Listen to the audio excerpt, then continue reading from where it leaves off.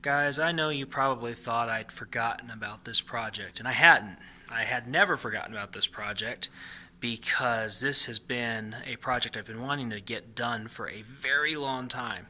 Unfortunately, tools and shops and stuff are things I don't really have very good amounts or access to until talk to the guys I work with at the hospital and the maintenance, and these guys did some cool, amazing things this Christmas. And then me and the manager guy were talking, and he was like, yeah, I need some help with something. You should let me know. So I was like, well, I'm trying to do this case.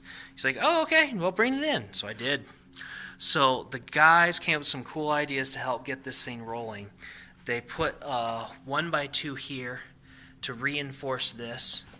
And then they've got some 2x2s up in these corners to help reinforce this whole front part. So now this front part of my case is just really, really stable, which is awesome.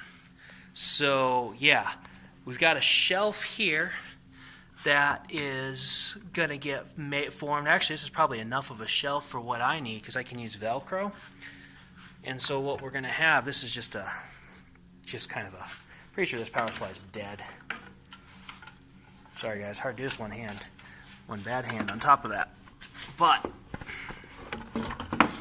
sorry to giving you guys headaches. So with a little bit of Velcro straps screwed in, I can mount a power supply right there on that shelf. And there's the hole for where I'll have a power extension to go. And that way I can still route the cables out the back. The power cables will go to the cable management there to go to the parts.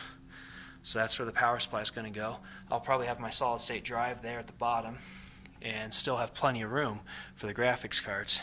And then I've got my fan slots on the bottom. So this is starting to actually come together.